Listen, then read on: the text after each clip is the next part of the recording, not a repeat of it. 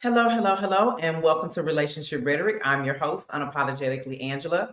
And as always, I'm so excited for you to meet my guests because I guess selfishly, I feel like if they're exciting and interesting to me, then they will be exciting and interesting to you. And the person that I'm interviewing today, we do have an amazing history together.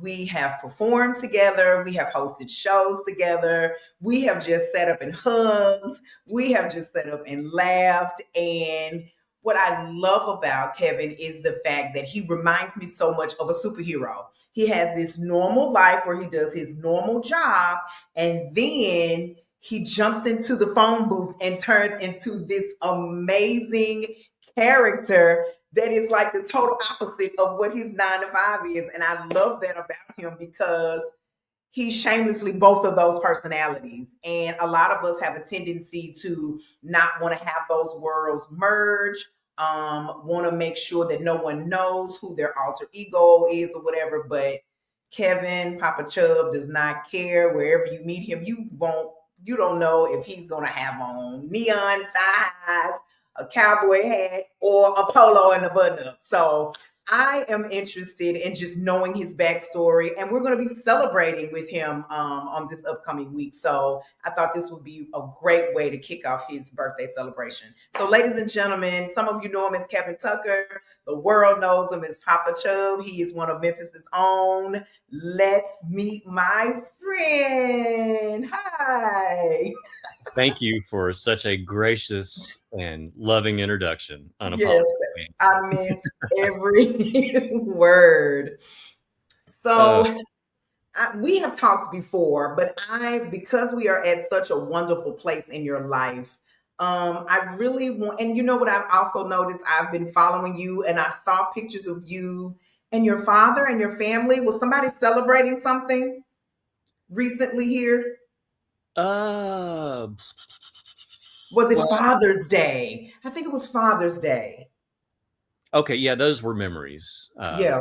Just memories that pop up on Facebook and stuff and sharing them. So I Okay. actually lost my father a year ago this month. Okay.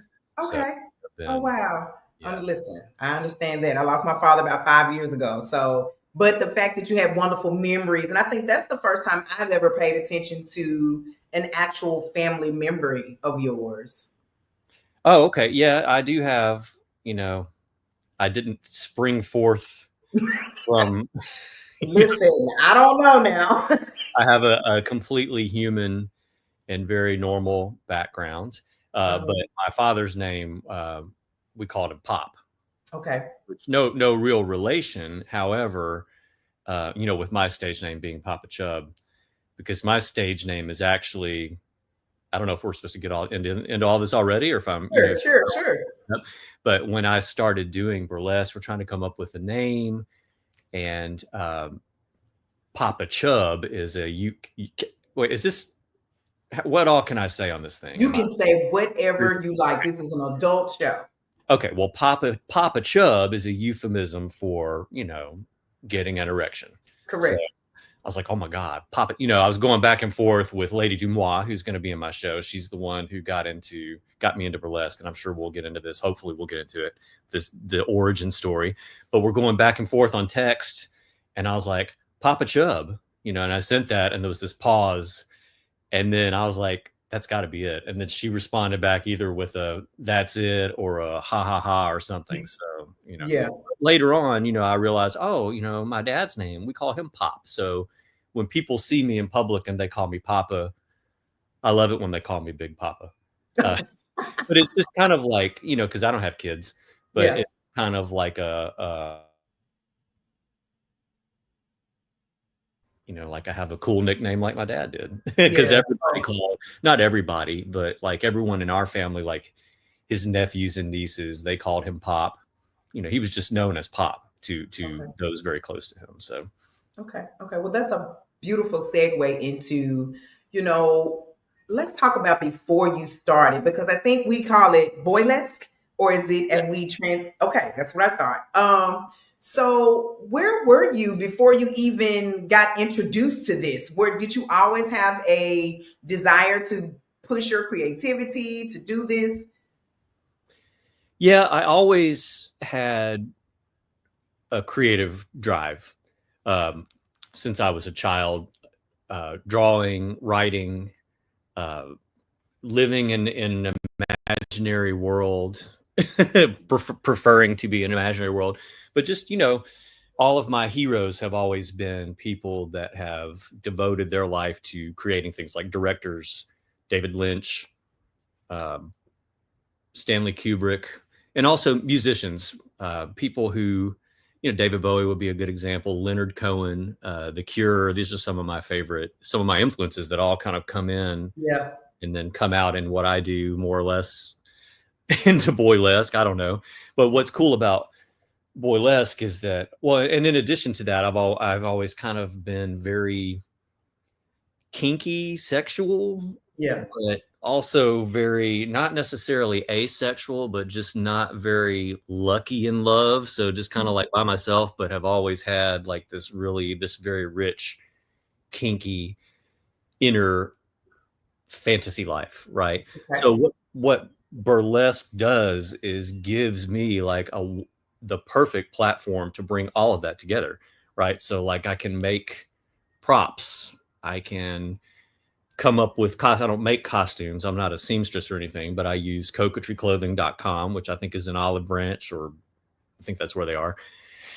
And I can come up with a costume, they can make it for me, and I really like coming up, being inspired by a song that, you know, inspires me, and coming up with a concept and a costume and choreography, and bringing that song to life in my own way.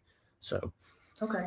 Okay. So how were you first introduced to your first burlesque experience? well, so in my early 20s, I was a smoker. I smoked a pack of cigarettes a day. I was also vegetarian, so I was kind of like this weird balance of healthy eating but unhealthy, you know. And I quit smoking cigarettes, thank God, best thing I could have ever done. And I started really getting into fitness. That was in my 30s, and so as I was getting all fit and stuff, I really liked to, was proud of my body. And anyway, I was getting my hair cut by Lady Dumois, who is a local burlesque legend. She's been doing burlesque for a long time. She's classy. She's so creative. She's like a chameleon. She can take on all of these different personas, and she is a seamstress. She'll design her own costumes. Queen of rhinestoning. Uh, Superstar producer. Everything I know about producing shows, I have learned from her and from a couple of other producers we can get into later. But she's also a hairstylist, and she was cutting my hair. This is like 2016, I think it was, late 2016. And she's talking about her. I've known Lady Dumois for a long time. So her husband and I went to school together. So we've known each other for a very long time. She's kind of giving me some shit. Can I say shit? She's Yeah. giving me shit in the chair. She's like, "Well, you've never been to any of my burlesque shows before, And I'm like, "Okay." And then I'm like, working out and feeling good. And I said, I love to dance as well. That's another passion of mine. I love to just absolutely get lost on the dance floor. And I just feel this just kind of letting go and letting the music move me. And like, once you start down that path, like, it's a really beautiful thing. So I was like, do guys do burlesque? And she got this funny little smile as she's cutting my hair. She goes, yes, they do. And it's called boylesque. And this like little light bulb, I don't know if she saw it while she was cutting my hair, but this little light bulb, she must have seen it. This little light bulb appeared over my head. And then shortly after that, January of 2017, her burlesque troupe at the time was called, let's see, Sock It To Me Burlesque. And they put out a casting call for a February show. And they said, meet us at Empire Hair Salon at noon on Saturday. It's January. It was like 18 degrees. And I was like, I want to do this. I was at a point in my life where I was very burnout with certain things, and had just kind of had lost like a pet, and some other relationships had kind of like that had been long standing, had kind of, it was like a real turning point corner in my life, where Yeah. things just change, and you're on this new path. And I was trying all these new things. I had tried aerial silks and stuff. I had tried massage and things like that. I said, well, let me see if this burlesque is what I want to do. So I went out to a bunch of thrift stores at Highland and National, trying to throw together something I could wear to this audition, and got this found this sequined red, white, and blue. I should have worn it for this interview. Red, white, and blue star vest and a little matching hat at two different places. I don't know how I found two things that matched at two different places. And then I went to Ins and Outs on Madison. Yeah, to get some sexy underwear. And I got these boy shorts that were like not mesh, but like a pantyhose material, and they had lipstick marks all over them because it was a Valentine's show.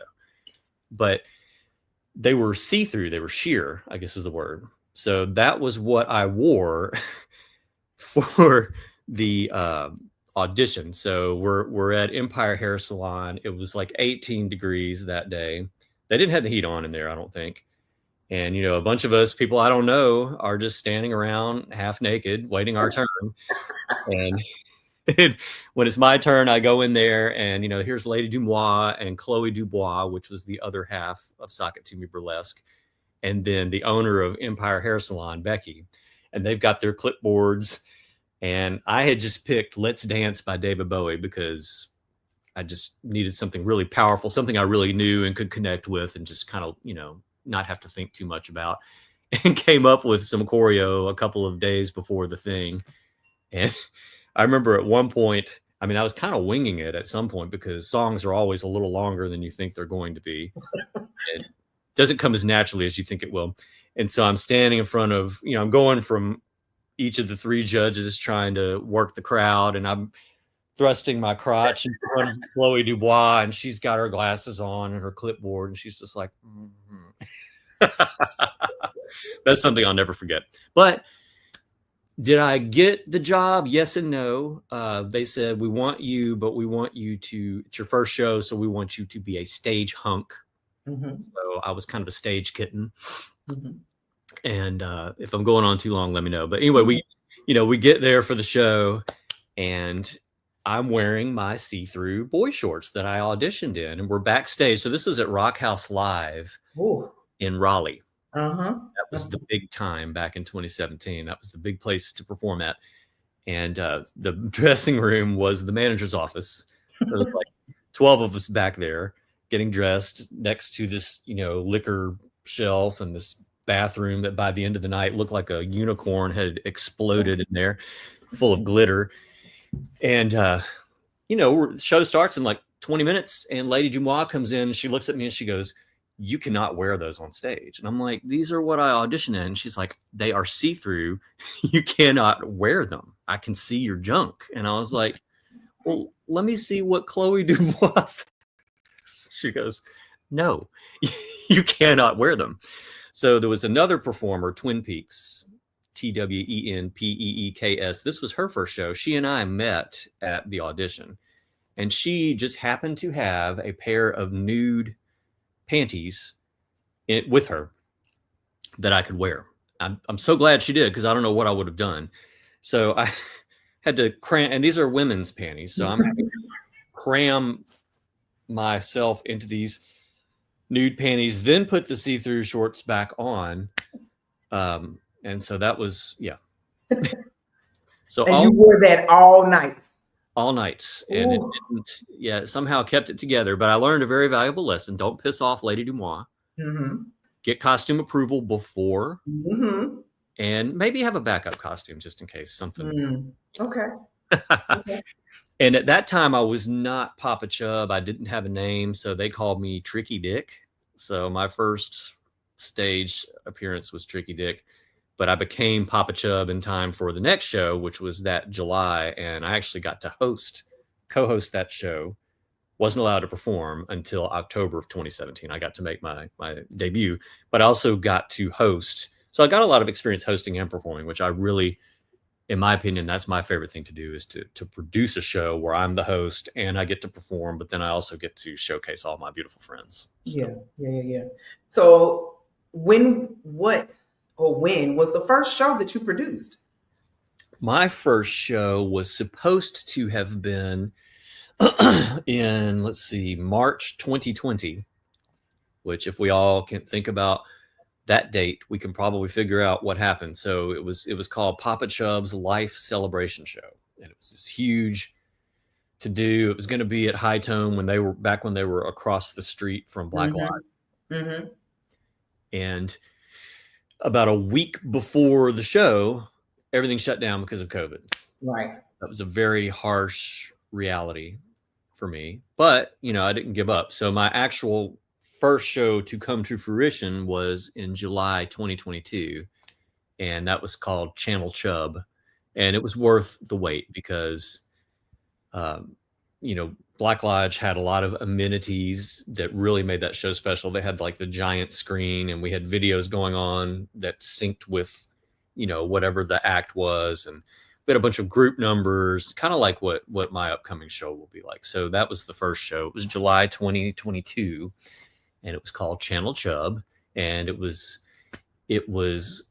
addictive. Like once I completed that experience, I had to do it again. So wow.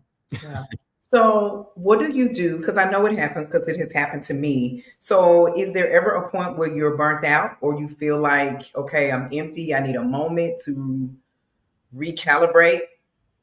100%.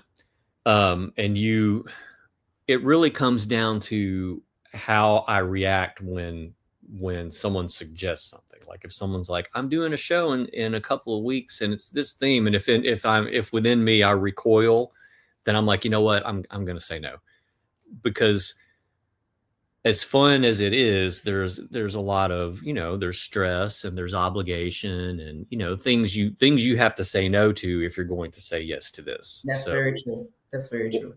While it is definitely a passion of mine, I try not to bite off more than I can chew. Sometimes you do. Sometimes you don't want to pass up an opportunity, and sometimes you don't know you're burnout until you take things on. But another thing that has really helped me is I try to have a wide variety of passions. So if I'm a little burnout with performing, I'll step back, but instead of feeling like lost, I just focus on some, my art, or I really been getting into music. So I just, focus on one of those instead. And, that just, that's very good. That's really good. I love that. So what is your normal, what would be the word? Come back to neutral. So you've just done a show. It's a great performance. You've been rehearsing. The show is a success. This is the next day. What does your life look like to just calm your nerves?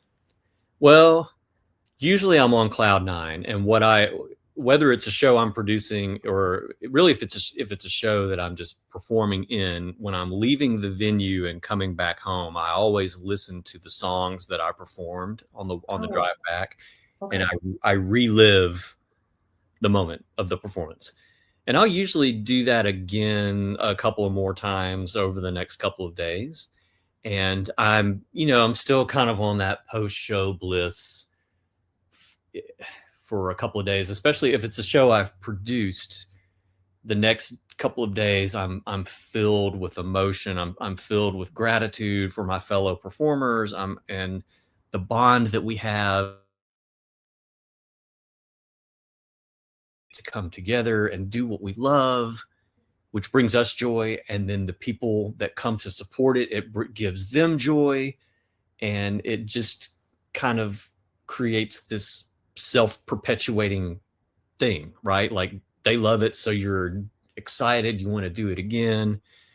And then there's always a little bit of emptiness, but I think of like what Dr. Seuss said, don't be sad because it's over, be glad because it happened, That's right. That's beautiful. Yeah. And that's one of the reasons I have this ring right here that I got in London to remind me, of the inevitability of everything is impermanent, right? So like this show may be the best thing I've ever done to me, but it's going to end.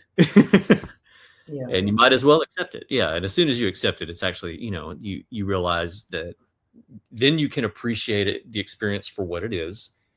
and you can release that and be ready for the next experience, which That's may be right. even bigger. So That's right. So do you ever find yourself being overly, well, I know you do, overly critical? of myself or of others, Of, or well, of your production, because I know you dream big.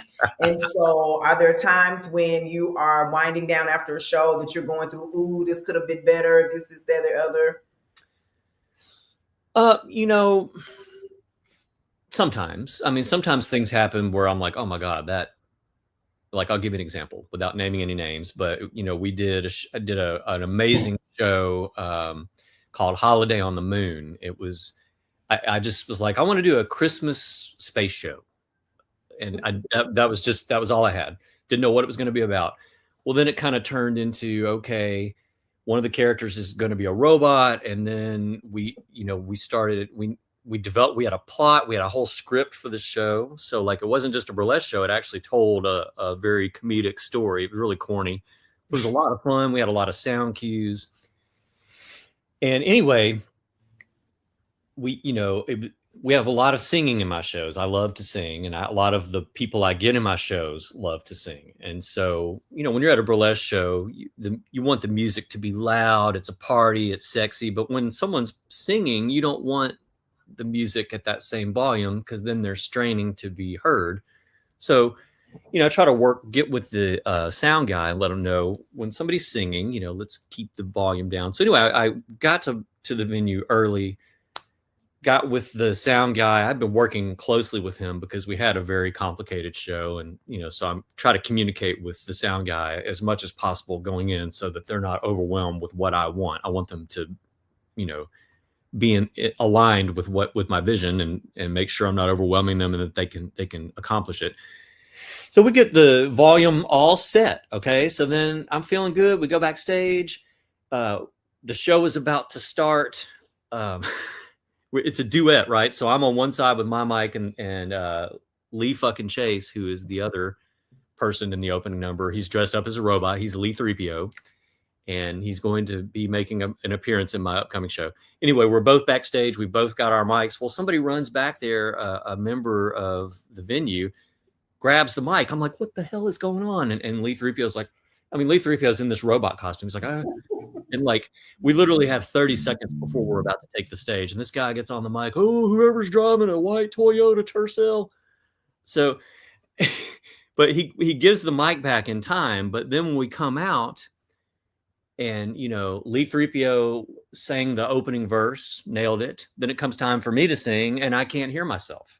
And I look over, and somebody is at the mixer twiddling knobs, and it was not the sound guy. It was somebody who didn't work there.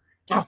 And I was just, that expression, I'm beside myself. So I can't, this thing's being recorded, isn't it? Well, I didn't mention any names, but that was an example where I was like, okay, that really kind of rubbed me the wrong way. Maybe you can edit this part out, maybe not, who knows? But yeah, that's reality. Yeah, stuff happens, but it would be different if it was the sound guy that I had already talked to. Correct. But this was like somebody that had not even been involved, and I'm like, what is going on here? It was a total wrench being thrown into the number at the last minute. But you know what? We recovered from it. Okay. Yeah. So anyway. Okay. Fantastic. Yes. You have a special show coming up. I do. I do. So You do. Now tell me about the show. How do you go about choosing who you want to perform? Is that part of your vision when you're coming up with it? Usually so. A lot of the ideas for the numbers just come about from people that I'm close to in my life. Like people I go to karaoke with. We all like to sing, and I'll just have these ideas of like, oh, I'll see one of my friends sing a song and be like, wow, you did that really well. I could see you, dressed up as a giraffe singing that song. Just an example. And then it just kind of starts coming together. And then I always have like a list of people that express an interest and want to be involved in my shows. And so I try to pull in a couple of those. I try to be very inclusive. I also want to include people from all walks of life, because we have so many talented performers in the city. Yeah. Okay. So tell me, well, Chubbapalooza, this is not the first one, correct? What do you mean? First show, or? This is not the first show under the title of Chubbapalooza. I hope it is. It is? You've never done this before? No. Huh. But every show that you've done has had Chubb in it. Well, I mean, yeah. So Channel Chubb was the first one. Mm-hmm. And that was July 2022. And then in February 2023, we did Papa Chubb's Lonely Hearts Club. That was a Valentine's show.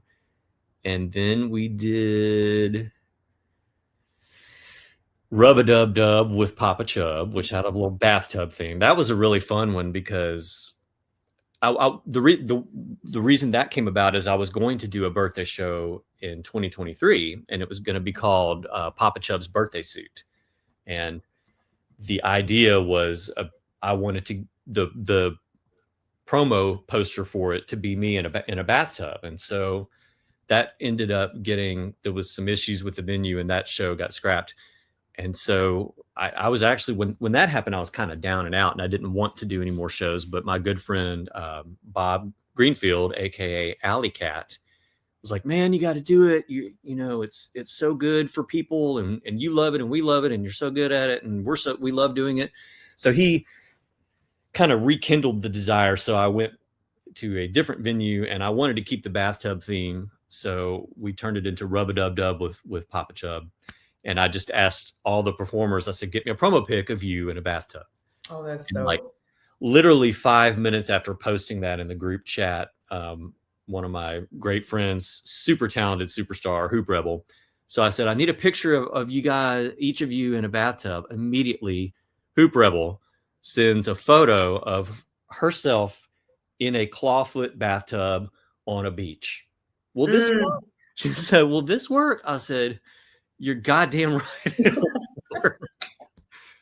You passed the test. I mean, wow. With extra credit. She is fantastic. She's fantastic. Okay, so let's talk about this birthday bash. How are you feeling about it? Are you doing it because it's your birthday, or it's just it comes with Papa Chubb? Well, so it's a bit of a milestone birthday. I'll be turning 50. So half a century old, or half a century young, rather.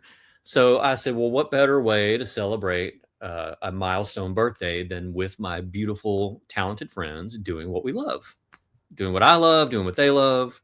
So I'll be honest with you, like I booked the show at Black Lodge, right? But they closed. So I was like, well, damn. So then I kind of started working with High Tone. I worked with them in the show you were in, Ice Ice Baby, which was last December. And that's when I booked this birthday show. And so I kind of I like producing a show like once every 6 months, I've come to realize, because it gives me like a couple months to chill out and a couple of months to prepare, to ramp up.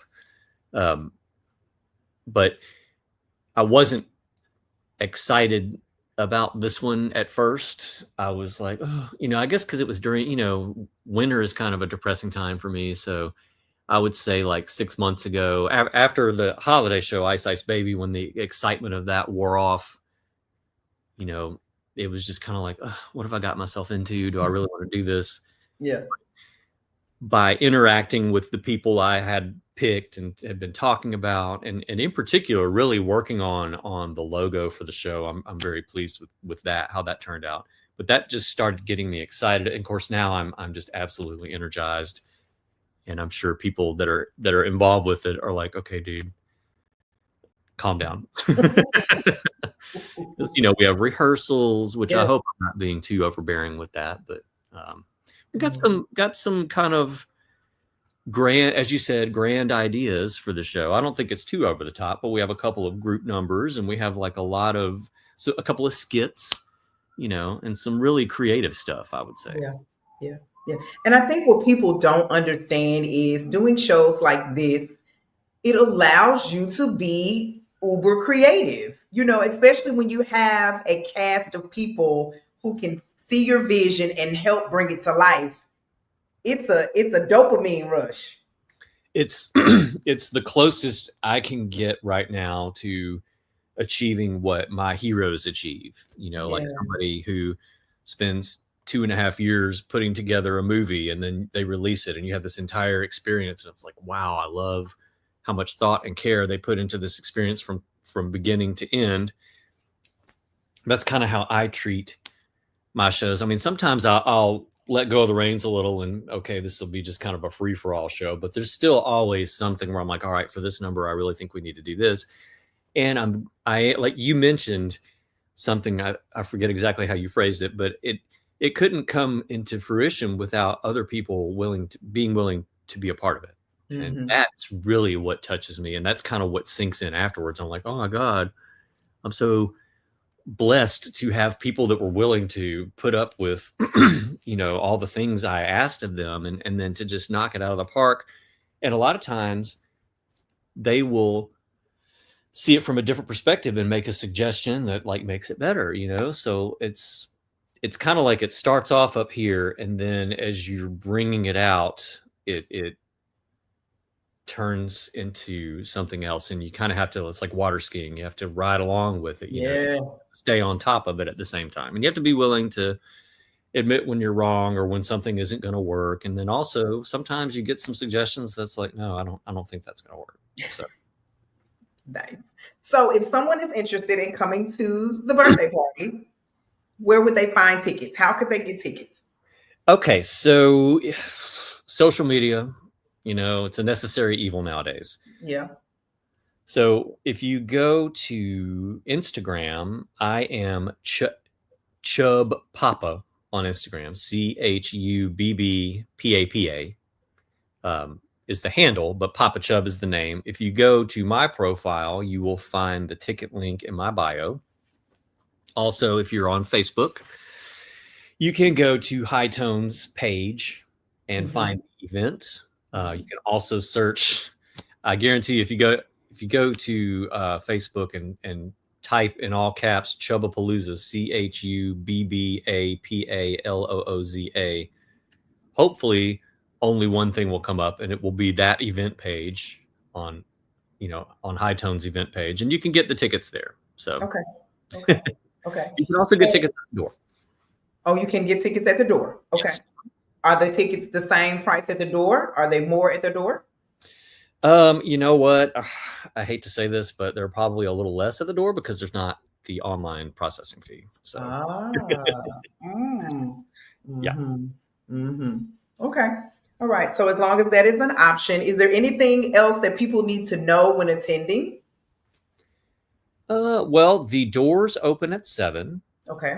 Show starts at Okay. 8:15.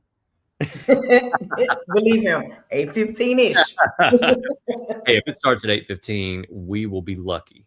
But hopefully there's just going to be such a what's the word? Concentration of people trying to get in that we're going to need that extra couple of minutes. Mhm. But yeah, doors open at 7. Show's going to start 8:15. You don't want to miss the opening number. You don't want to miss any of it. So, I don't know, when you get there, bring some dollar bills. We're Mhm. going to have QR codes too, where you can, tip us digitally as well.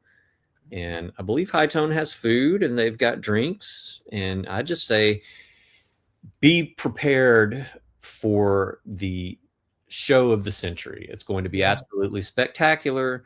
We've got skits, we've got singing, we've got hula hooping, we've got smoking hot burlesque, we've got boylesque. We even have a top secret super celebrity guest star. Yeah, thanks for reminding me. We have a celebrity guest star. I'm not at liberty to provide any details, but this is an honest to God celebrity guest star, top secret. Um, And you're just going to have to come to the show to find out who it Just is. gonna Read have about to it in come the to. newspaper the next day and be like, Yes, "Man, I wish I had been there." But an honest to God celebrity will be there. yes. So And you don't want to miss it. You you do don't. not want to miss it. You do And not. I'm not just Well, talking about Hoop Rebel, you know. mm. Well, thank you so much. Again, I love when people can see behind the scenes and see that again, you are human, and humans can do spectacular things, and you are an example of that. So Thank to you. be able to be in your space and know what happens and what comes with all that you do, I do not take that lightly. So thank you. Thank you, and thank you for being a part of what helping me realize my visions. And I'll never forget how I met you. You want me to tell them real quick? So Yes, you can. it was like my third show I had ever done, or fourth show I had ever done. And it was at Drew's place, and it was a holiday show. And I was asked if I would host it and could I perform. It was a very special show for me because I had a holiday song I had written many, many, many years ago before I even ever thought I would be a performer. It was just a humorous song I had written. And I was like, oh my God, I could perform this song in the show, which I got to do, but I got to co-host the show with Unapologetically Angela. And that was when I met you. And we just had such a natural chemistry. We did.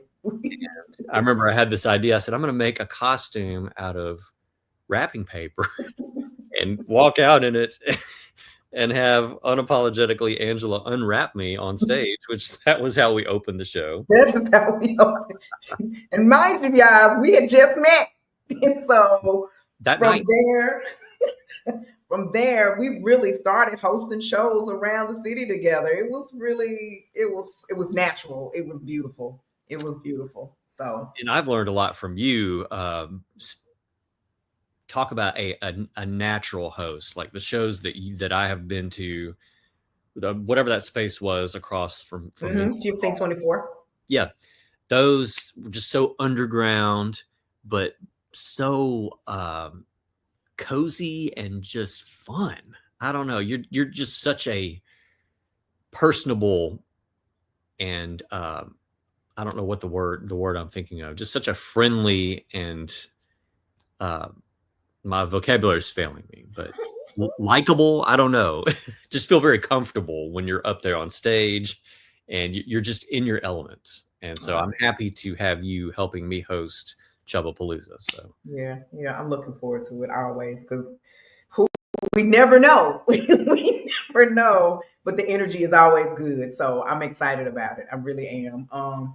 Please, guys, if you're looking for something fun, something different, something safe, something wholesome, come out and celebrate. Come out and celebrate. I promise you will not regret it. You will not regret it. Okay. If you happen to forget, rewind this video. He's giving you the deets on where to get your tickets. I suggest get them early. That's just me. It's worth it. and we, the thing about this show is that it's kind of like the Muppet Show. It's just really lighthearted. There may be some socially political and type undercurrents that some of the performers want to bring to highlight, but mainly the thing is we are trying to bring love and light into this world because now more than ever that is what is needed. So I guarantee you it's going to be a place where you can come in and you can forget about your troubles for a little while, have a great time. Hopefully it will reignite hope and love in your heart, and you will lead. It's kind of like a candle. The candle inside of you will be lit, and you can go out and you can spread that joy with you into this world. Absolutely. And come have some fun. Yes. We work enough. Let's have some fun. You only turn 50 once, except for me. I'm going to turn 50 every year now for the rest of us. And that's one of the jokes from the show. So if you like that, you'll love Chubbapalooza. Thank you, Kevin. I love you so much. I love you. Thank you for this wonderful opportunity. Absolutely. Absolutely. And I will see you soon. Bye-bye. Bye-bye. Yes, ladies and gentlemen, life is not all about work and structure and things of that nature. You can have fun. And even people like me and Kevin that like a sense of structure, there is fun at the end of that tunnel. So allow yourself to be free, allow yourself to be creative, allow yourself to tap into some spaces that do make you slightly uncomfortable, but they are safe. And like Kevin said, it'll ignite that candle inside of you, and you'll be like, wow, I had a wonderful time. And not only will it do something for you, when you allow that candle inside of you to burn, then you are lighting someone else's candle. And that's what we're supposed to be about. Again, in the world today where everybody's in a sense of chaos and caught up in social media and not really being personable, be that light.